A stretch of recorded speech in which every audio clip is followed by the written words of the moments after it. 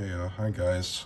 So this is, I guess, convention update, convention game prep update 2.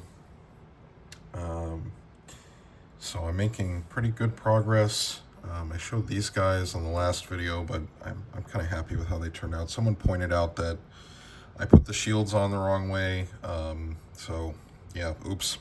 But I guess I know for next time that they're supposed to point up. Anyway, and gotten these Ottoman archers done. I might do more. It's not really focusing. I might put some Agrax Earthshade on these guys to give them a little more definition. I haven't decided yet, but I guess they look okay for now. And then I can always just put some on. I did it on these guys to fill out like crevices. I think they look fine.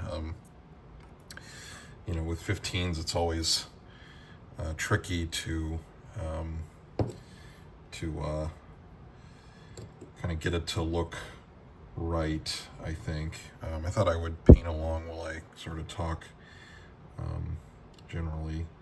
Now, for the game, I will need to probably make some kind of hill, or because Belgrade is on high ground. So I'm gonna try to get to like a hardware store soon and get like some insulation foam, and then make a hill to set up my fortress on. The one thing though is the fortress I have isn't, I talked about this in the last video, but the fortress I have is not totally correct for Belgrade, but for this it'll be, I think I'll just, it's okay. And I am going to make a poster with some information on it, and I think that'll be nice. I do have a picture of the Fethname, so this is the victory kind of letter that was written after the siege of Belgrade in 1520. So I'm going to put that on there, and then other images, and give just like a little kind of summary. I feel like that's probably helpful, and plus, like, for running convention games, and people can see that I do actually know what I'm talking about. Sometimes people on Facebook don't believe me, but that's okay. And also I feel like I need to make videos because I'm dealing with a pretty heavy personal situation, and it's not been pleasant. So I feel like doing this stuff gives me some outlet and some goals that are positive. So that's what's been going on. These guys are the Ottoman Azabs from Khorasan. I think they paint up pretty quickly. They're fairly detailed, but one thing I've always appreciated about Khorasan is that they are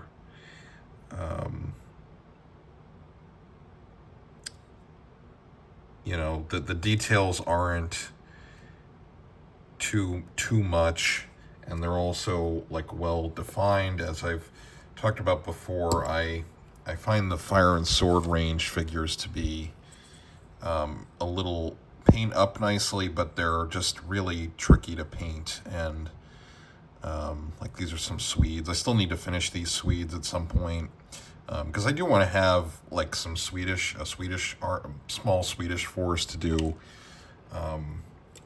like Deluge, Polish Deluge era battles if I want to, but they're not a huge priority. I could fill them out too to have like a 30 Years War army, but to be honest, as much as I do pike and shot stuff, I'm not super attracted to 30 Years War. I mean, visually, it's very interesting.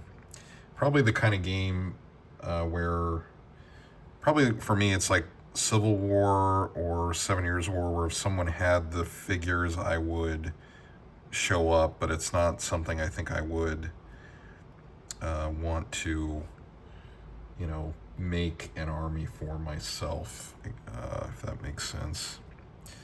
Um, so, and then the other thing for the convention game I have to do is to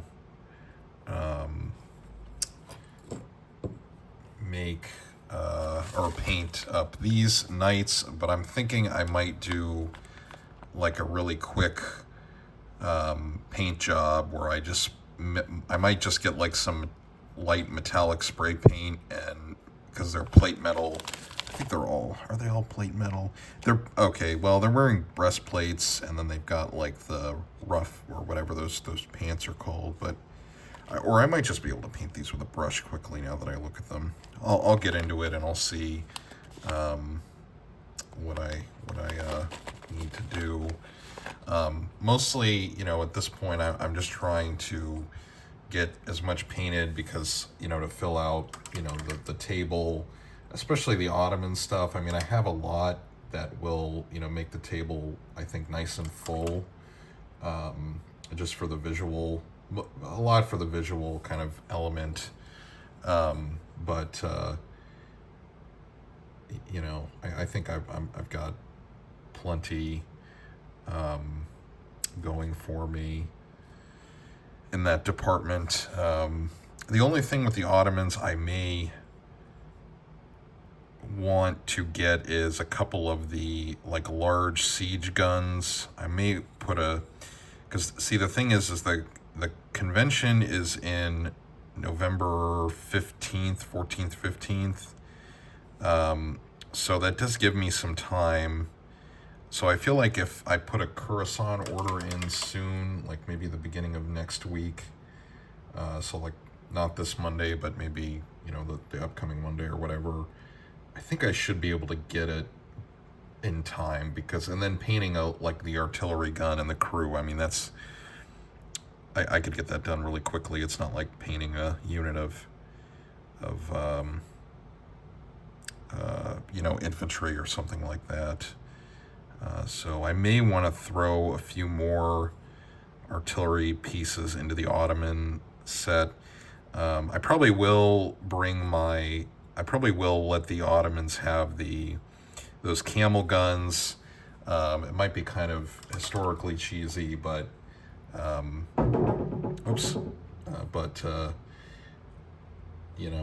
it's kind of a fun thing. Those are from my Safavid army, but I think that would be fun to have on the table, because the Ottomans allegedly did have those, I think, but the problem is in the sources is Zenbarek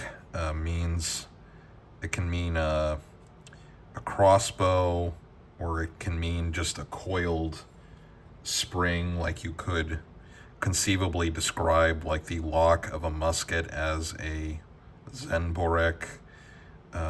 So it's not totally clear sometimes. I had that problem when I was translating one of the Ottoman chronicles about the siege of Rhodes, because was it a chronicle? I think it was the armory. So it was the armory like logbook, basically, of like all the stuff that they gave to one of the viziers, all the equipment and weapons, which is quite an interesting document. But anyway, and it says Zenbarek, and that document has been translated before I worked on it too, and the scholar said it was a crossbow. Certainly could be. It's really not clear, So that's kind of one of the difficulties of studying this stuff is, words, we just don't know, like the usage of the words are not always obvious, basically, which can be very, very challenging, and it's not easy to do. And then and then when you have like people like like Marsigli, which everyone likes to use his book. Oh, he was a prisoner. Yeah, that's true. And you can get interesting stuff out of those guys, but it depends like where they were, like who their informants were, and the other thing is like those guys never really don't ever have access to like the government documents, so their level of knowledge is kind of limited in a lot of ways, and or if it's good, they have like an informant that is sort of in the state in some way, that can kind of tell them what's going on. But that it all depends, like who is writing those kind of books, and and not they're not the sort of they're not what people think they are, especially like in sort of the popular history space, or popular kind of wargaming book sort of arena. So that's a big kind of issue I have sometimes, is people not knowing like what these sources are, like, and what their purpose was back then, which is anyway, yeah, I've talked about that a lot here, but I guess I should probably try to keep talking about it.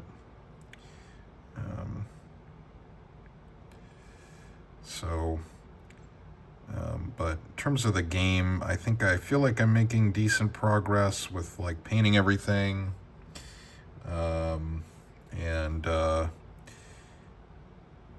I hope, the only thing is I hope there's enough like miniatures for the defenders. Now the actual like defenders at Belgrade in 1520 were pretty small, so I mean, it's not, they shouldn't have a ton of stuff to begin with, but it's still a game, like, and it has to be exciting, so or should be kind of engaging, so I want to make sure I've got enough for the defenders to use. Although I feel like for this game, the probably the siege mechanics will be the most engaging, at least I hope. And then the other thing I might do is I might reduce the hit points on the walls, because what I'm thinking about with the walls hit points, it's not so much like that the artillery can punch through the walls, which they could do sometimes, but they couldn't do. But it's more, but they couldn't always do it. But it's more like, the wall is basically no longer like defensible, or it's like kind of maybe suppressed, like in our modern kind of military parlance. But at Belgrade, they probably would have.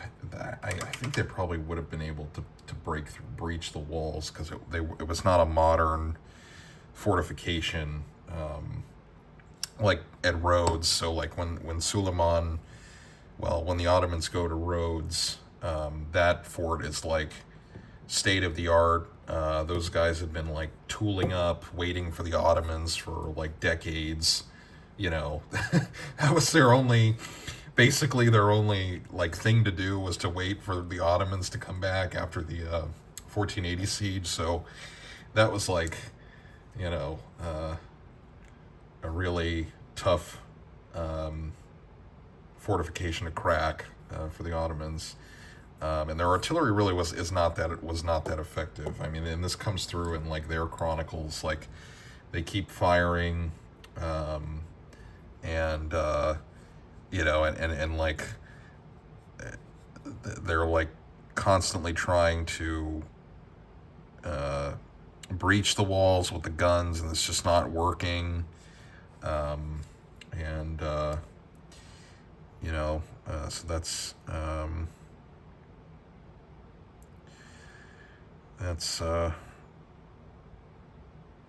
when they turn to the mining and explosive mining, that is, because I think and during the Crusades, I think the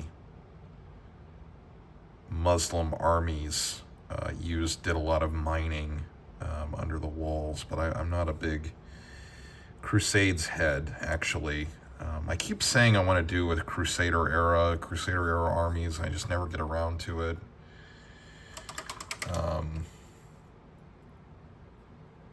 You know, I mean, I should do some Seljuks. I mean, I kind of, if I've got the Ottomans and I'm getting the Timurids, I probably need to go back eventually and do Seljuks.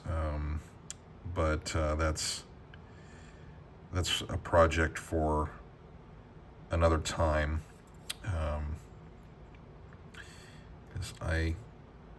And the other thing is when I do the Timurids, as I work through more of the Timurids, I should say, you know, that'll give me a lot of stuff that I can use, like in a Seljuk army, like especially just the regular kind of like Turkoman archers and stuff like that.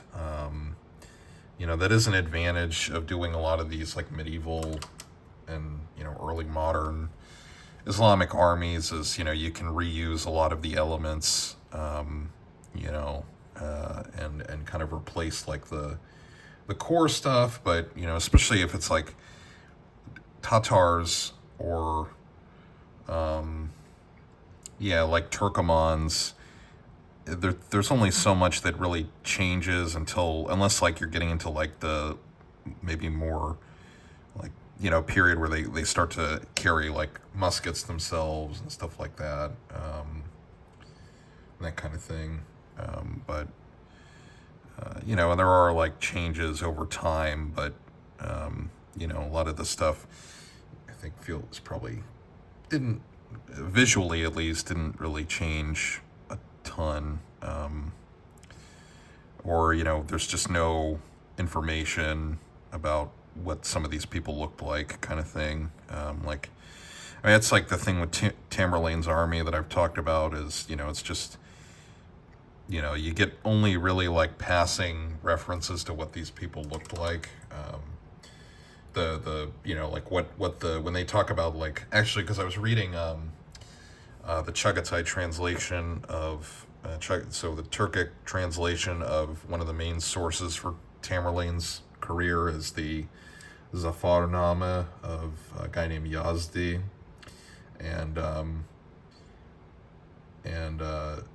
you know, the beginning it talks about like there's a part where he's like, it's really talking about like Mongol history, but anyway, it's like, you know, oh, and then the troops from Isfahan or whatever were mobilized, and then the troops from Herat were mobilized. But, you know, it's like, you know, what does that mean exactly? You know, sometimes it will say like in Yazdi's Zafarnama, it will say like they were carrying like bows or something, like bow and sword kind of thing, which, you know, it's not a ton of information, but, you know, that is, you know, that does tell you something, you know, like generally how they were equipped. And then, You do get like sometimes you get use of the term like Karavol, which is a Mongol word, and then it comes into Turkic languages, which is like for scout. Um, but it's hard to say if that is like a general term or if that is like a specific type of troop. And this is where like, I mean, this is probably getting into the weeds, but this is like how these sources are like kind of vague, and they don't give you like really exacting information. But I noticed during my forays into looking up stuff about like Napoleonic uniforms and certain like minutia of like the Napoleonic age that those, even for the 19th century, there's not a lot of kind of there's not as much documentation as you would sometimes believe. So you got to kind of work with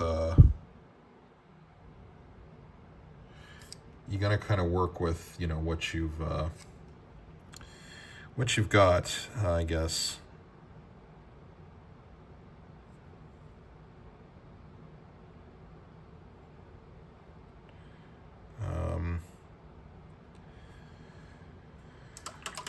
And it's not always easy, but it is fun. If it was easy, it wouldn't be fun. I could be a 20th century U.S. historian where I go to the archives somewhere, got all the papers, they're all there. I don't have to. All right, okay, being a little rude, but I feel like I can, do a little bit of shade throwing here, but and and there are some documents that exist like from the Timurid age, because there's a book by a really good scholar named Maria Subtelny that talks about this, Timurids in transition. And they're mostly like Vakf endowments and stuff like that, it's basically like a tax exempt foundation, like the way we have like a 501c4 kind of thing today, but it's a religious endowment in the Muslim world, and you can learn a lot about certain things through those, like how the land is used and like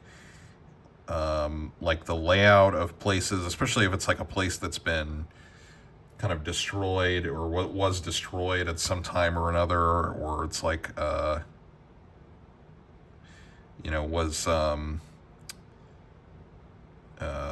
it's been so kind of modernized that it's hard to kind of recapture like what it originally, or what it looked like in the 15th century or whatever. So it's that kind of stuff can be interesting. They're just terribly difficult kind of documents to read. I don't enjoy working on them, but I may have to. If I say that, I may end up having to do that in my research at some point, because that's like the main source I need, or something like that. So,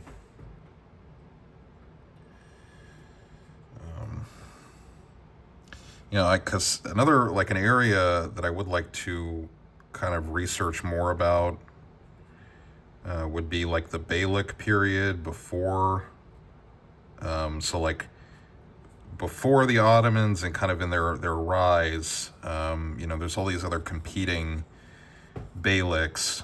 And, it's like the question's always been, well, why was it the Ottomans that came out on top? But, there's not been a ton of like research on those other Beyliks. There's like Garmian, the Karamanids. There's a few of these other ones, but they were around for a long time, and eventually the Ottomans absorbed them. But I would like to learn more about them. because they did produce, a decent amount of literature. And then we also have, like, there's a period of Mongol rule in Anatolia. That what period would that be? May have been under the Ilkhans, but I don't remember. So if you want to look up when the Ilkhanid existed, but anyway, that was pretty devastating, because these little beyliks, and then you have you also have the Seljuks of Rum. They had a pretty, decent courtly kind of artistic and intellectual culture, but they were, the Mongol rule apparently kind of disrupted. There's a PhD dissertation by a woman named Siranur Yildiz, and she writes about that, which I haven't read that yet, but I know she's a really good scholar, so I'll have to read that at some point, and learn more about that. Okay, trying to get the camera here. If you're a regular, this is we're kind of low budget operation here, but yeah, because. If I make a campaign map, that might be fun to do for like some skirmish campaigns of like doing Beylik. Maybe I could be the Ottomans or the Karamanids. That would actually be a fun one now that I think about it, to do as like, maybe I could get like input from you guys. Of like, if someone wants to issue the orders for like one of the other Beyliks, like I could play the Ottomans, and then like you guys in the audience could like say, okay, we want to go attack this space. Because now that I've got the hex paper and I know I can draw these campaign maps, like simple campaign maps, pretty easily, I think that would be interesting. And then we could also have like maybe someone be Byzantines potentially, depending on the period. So that could be fun now that I sit here and talk about it.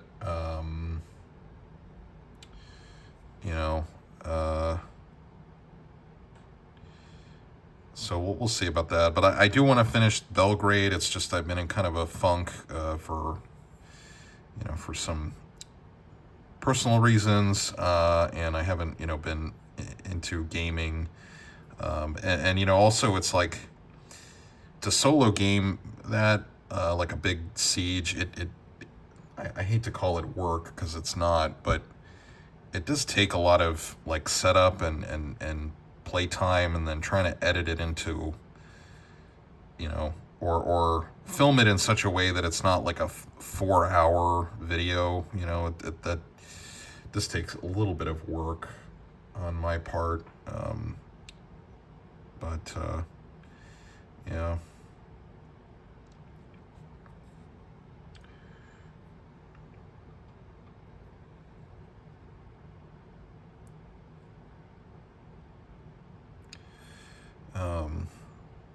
So, and then I think in terms of like what we're doing here, I've got, I'm going to end up with 4 stands of these archers, which is a little bit better than I thought. And then I did base them like in a more like loose open order kind of thing. So I think that'll be good. And then also, because I've been thinking about this with basing of like, making my collection more versatile, of like not being afraid to have like one stand represent a whole unit, for some games, because I feel like it's probably kind of good in some ways that miniature wargaming has kind of moved on from these like really strict or theoretically strict like figure and ground scales, because it's like they really don't work, I think, in reality. But anyway, but I think having 4 stands, because I was worried I wasn't going to have enough of these guys, But I do have my Tajik archers, which are not really correct for Ottomans, but they can be from the east maybe, just to have some other ground archers, because at this time the Ottomans would have fielded more of these Azab archers and spearmen. Now I don't have a lot of the spearmen. That's another thing I might order, because I feel like I can probably paint those up really quickly, and get those done. So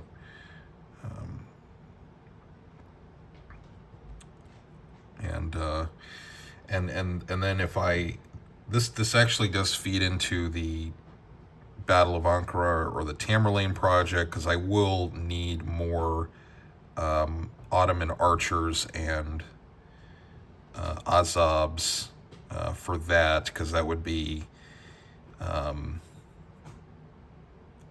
basically, as far as I know, that would be at a time where the Ottomans don't field a lot of gunpowder weapons, because that's 1402. So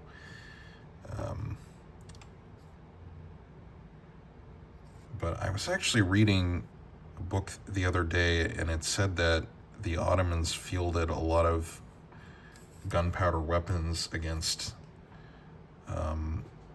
one of their enemies, and it was a much earlier date than I would have assumed they would have been able to field like handguns in large numbers. But I'll have to recheck that. It was in the book Akkuyunlu, Clan, Confederation, and Empire by John Woods, and it was one of the battles.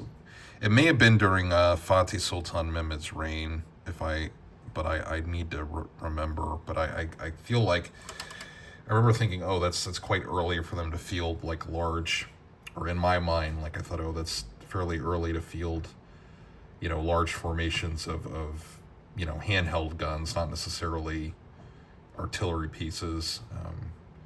But I'll have to. I'll definitely need more Ottomans with hand weapons for doing the battle between Bayezid and Tamerlane.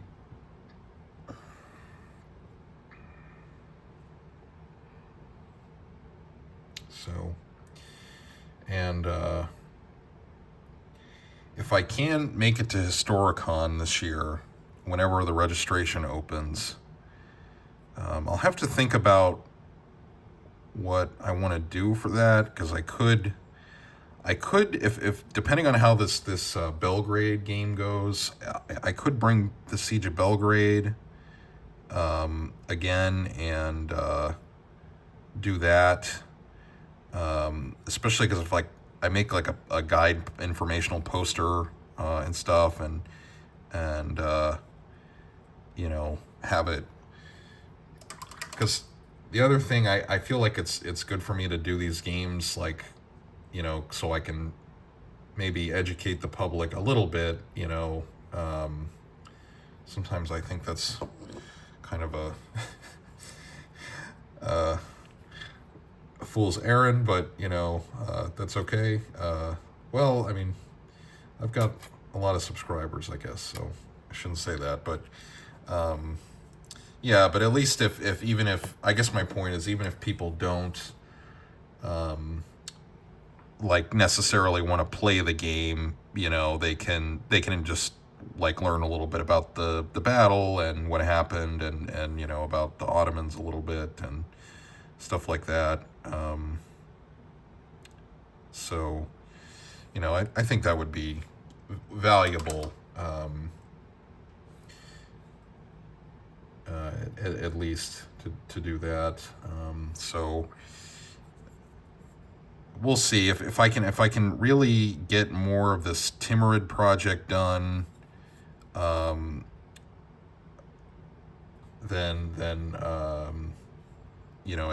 and then I can get the kind of early Ottomans I need.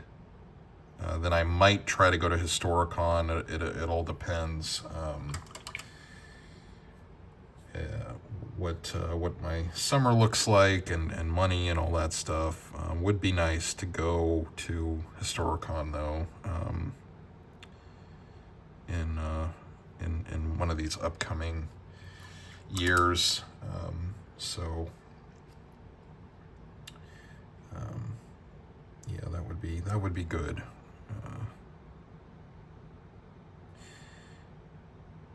But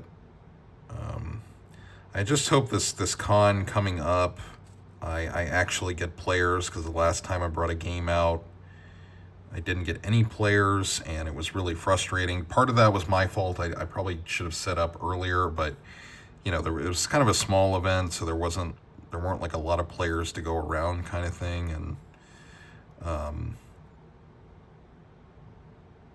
so that's, hopefully this will be maybe a little bit better, and I'll actually set up on time and stuff, instead of playing another game and another game, and not not getting to my table ready. But we'll see what happens. I did. Yeah, I thought about I would be able to make it to the HMGS Advance the Colors this year, but I had something like way more important come up, and so I couldn't go. But I'll try again next year. And then, I mean, there was like the Cold Wars and stuff. I could try to do that, but for me, it all comes back to like money. And I've been trying to get games organized locally here in Columbus, but it's kind of tricky, getting people to come out, and I don't know, maybe the stuff I do is a little weird, so it's like not familiar to people, but we'll see. I mean, if I can just go to conventions more frequently, that would be nice.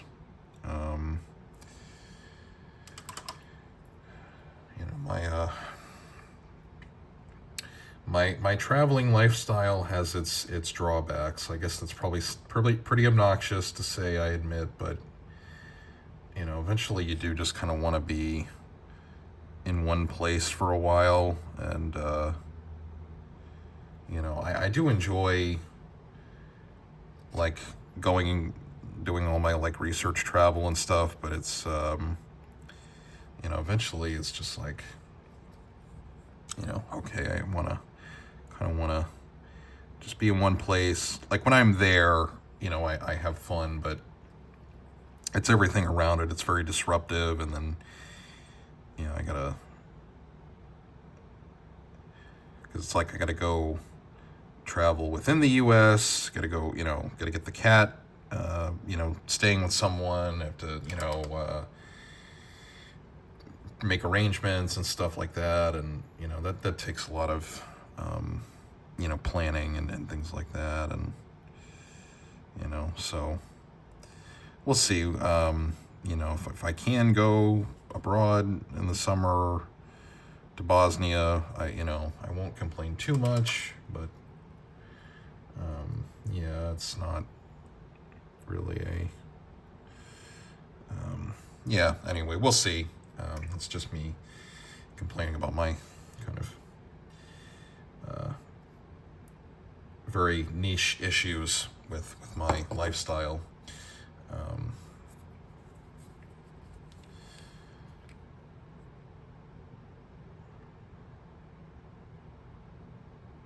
Because there's also here in Ohio, we also have the Buckeye Game Day that's in the summer, and I was overseas during that too, so I couldn't make it, but that may be a good one to for me to go to, because I mean, it is, most of the HMGS Great Lakes conventions are here in Ohio, so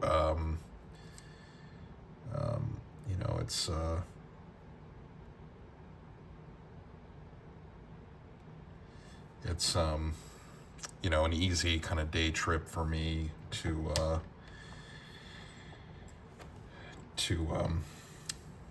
go to these places, like the Hold the Line. It's like only 2 hours, so it's like I can conceivably, I'm kind of thinking I'm going to stay overnight for that one, but at least like maybe Friday, Saturday, go home on Sunday, but I'll have to see what if I can bring like the cat to one of the hotels or something, and that kind of thing.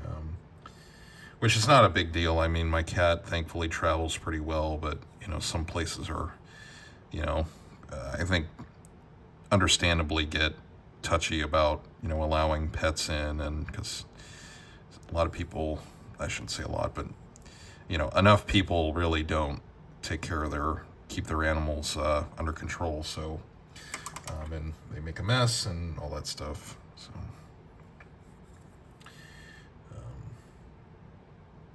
So yeah, I'm hoping that this Hold the Line will be a good experience, and at least that'll maybe people can get an idea of like the kind of games I'm trying to run, and connect with other gamers. So oh, excuse me.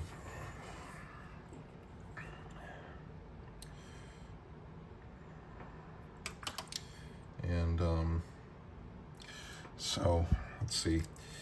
So that's been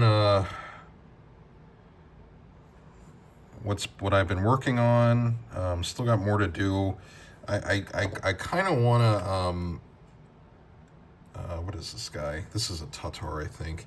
I kind of want to see if I can get these Stratiots done for the Hungarian defenders, because I think it would be kind of cool to let them have like a cavalry regiment that could, kind of like sally out, or maybe act, as like a potential reserve that the Hungarians could get. We'll see. I don't know. It all depends what I can get painted. I mean, since I kind of sat down and made myself just get some stuff done, I found that, I can paint these guys fairly quickly, because I've gotten this, these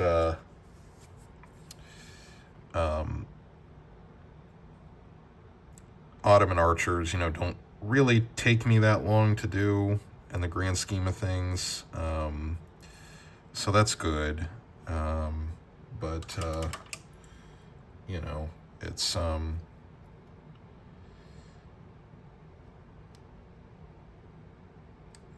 it's not anyway. I'll just have to see what I can get done, basically, is the point.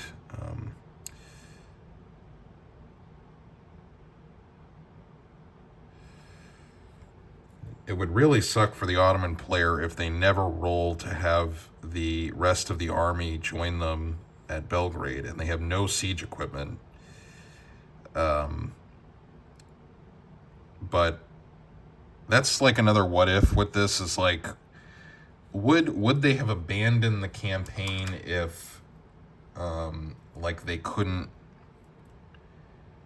if they had taken enough losses at Sabach? Well, it's kind of a time thing. It's sort of similar to like Mohacs. It's like, because they have a sort of limit. The armies back then, but especially the Ottoman army, has like a sort of limit on how long it can stay in the field. So would they have abandoned the campaign? In Belgrade's case, I don't think so. But because the fortresses in Hungary at that time were just really undermanned. And Sabach, I don't think, and the only real what if for the siege of Belgrade would be if Lajos II, the King of Hungary, had mobilized enough troops to defend, to support his fortifications, but that he doesn't get any troops. I'm still not sure why. I gotta read up on that if there's a known reason why. But I really don't know if they would have been able to survive that, any of the fortresses. And then, as I've talked about in the campaign videos, the Ottomans did have riverine supremacy, which helped them out a lot. And that reminds me, I did make up some river boats that I need to paint up soon. So I was able to 3D print these when I was visiting my parents, and I printed off these Danube. Well, they're actually supposed to be Danube river boats, and there's like a house, but I decided to just print just the hull, and that way I could fit some figures in it to use as like a landing boat. And I printed off a few of them, so I just have to, with this black filament, maybe I could just get like some craft paint even and just paint it up brown and do some earth shade and call it a day. Okay, so I think we got another one done. Oh, missed a spot. Oh, a spot that only I will see, but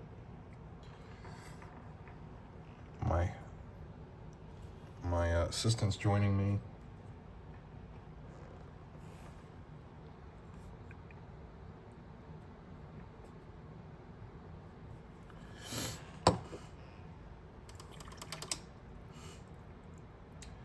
Okay, I think I'll go ahead and call this a video.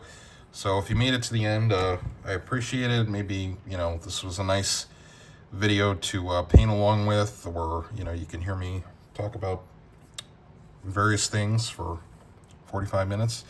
But yeah, got archers. You know, I think I'll get one more stand, and then I think that'll be a nice kind of block of archers or a long line of archers, and then keep working on other stuff, and you know, see what I can get done before this convention comes up.